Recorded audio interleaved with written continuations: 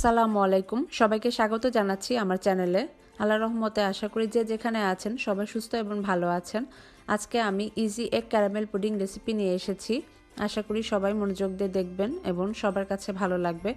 খুব সহজভাবে আমি রেসিপিটি উপস্থাপন করেছি। ক্যারামেল থেকে শুরু করে আমি চুলায় পুডিংটি তৈরি করেছি এবং মাত্র 10 মিনিট সময় লেগেছে আমার এই পুডিং তৈরি করতে।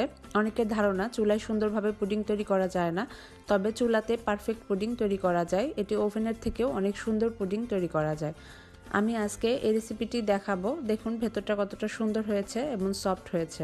চলুন দেখে নিই রেসিপিটি। এখানে আমি 4টা ডিম নিয়েছি এবং হাফ লিটার দুধ নিয়েছি। আমি 750 ml দুধ একটু জাল দিয়ে কমিয়ে হাফ লিটার 500 ml করেছি। হাফ কাপ চিনি নিয়েছি এবং সামান্য ভ্যানিলা এসেন্স। মাত্র 3টি উপকরণ দিয়ে আমি পুডিংটি তৈরি করব। প্রথমে আমি বিট করে নিয়েছি। আপনাদের কাছে বিটার না থাকলে আপনারা হ্যান্ড উইক্স দিয়েও করতে পারেন বা কাঁটা চামচ দিয়েও করতে পারেন। বিটার দিয়ে খুব সহজে কম সময়ে তৈরি করা যায়, এজন্য আমি বিটার ব্যবহার করেছি। ডিমগুলো আমি ফেটিয়ে নিয়ে এর মধ্যে আমি হাফ কাপ চিনি দিয়ে দিচ্ছি। চিনিটা আপনারা কম বেশি করতে পারেন, কারণ অনেকে মিষ্টি বেশি খেতে পছন্দ করেন, সেক্ষেত্রে আপনারা চিনিটা বেশি করে নিতে পারেন। এরপর আমি দুধগুলো দিয়ে দিচ্ছি, দিয়ে আবারও বিট করে নিব। বিট করতে আমার মাত্র 5 মিনিট সময় লেগেছে। এভাবে সবগুলো বিট করে নিয়ে আমি এর মধ্যে সামান্য একটু ভ্যানিলা এসেন্স দিয়ে দিব। ভ্যানিলা এসেন্সটা দিলে ডিমের গন্ধটা থাকবে না। এখন সুন্দরভাবে বিট করে আমি ক্যারামেল তৈরি করে নিব। আমি যে পাত্রটিতে পুডিং বসাবো ঠিক সেই পাত্রে ক্যারামেল তৈরি করছি। এটি সবচেয়ে সহজ উপায়। আপনারা যদি কাঁচের পাত্র ব্যবহার করেন তাহলে আলাদাভাবে ক্যারামেল তৈরি করে নেবেন। এখানে আমি 3 টেবিল চামচ চিনি নিয়েছি এবং সামান্য একটু পানি দিয়েছি এবং অল্প আঁচে হালকা ব্রাউন হওয়া পর্যন্ত অপেক্ষা করছি। জালটা খুব অল্প আঁচে দিতে হবে এবং এই মোল্ডটিতে ক্যারামেল তৈরি করলে সবচেয়ে সহজ হয়।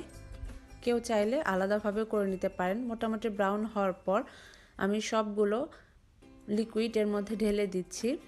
এখন আমি চুলায় একটি হাঁড়িতে গরম পানি দিয়েছি। এর মধ্যে আমি একটি স্ট্যান্ড বসিয়ে এর ওপর পুডিংয়ের পাত্রটি রাখবো। আপনারা চাইলে পুডিংয়ের পাত্রটি ঢেকেও দিতে পারেন, তবে কোনো প্রয়োজন নাই, এমনিতেই হয়ে যায় এবং পানিও পড়ে না উপরে। এখন আমি ঢেকে 10 মিনিট পরে ফিরে আসছি। মোটামুটি 10 মিনিট পরে আপনারা ঢাকনা উঠিয়ে একটু চেক করে নেবেন যে পুডিংটির ভেতরে কাঠি বা অন্য কোনো কিছু দিয়ে চেক করে নেবেন যে পানি আছে কি না। যদি পানি থাকে তাহলে আরেকটু রাখবেন। আমার পুডিং রেডি। এখন ঠান্ডা হওয়ার পর আমি পরিবেশন করে নিচ্ছি। এভাবে প্লেটটি ধরে আমি উল্টিয়ে নিচ্ছি। দেখুন কতটা সুন্দর হয়েছে আমার এগ ক্যারামেল পুডিং এবং খেতেও কিন্তু দারুণ হয়েছে। আশা করি সবার কাছে রেসিপিটি ভালো লাগবে।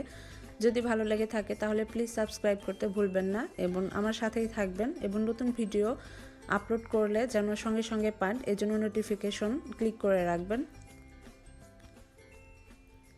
তৈরি হয়ে গেল আমার এগ ক্যারামেল পুডিং।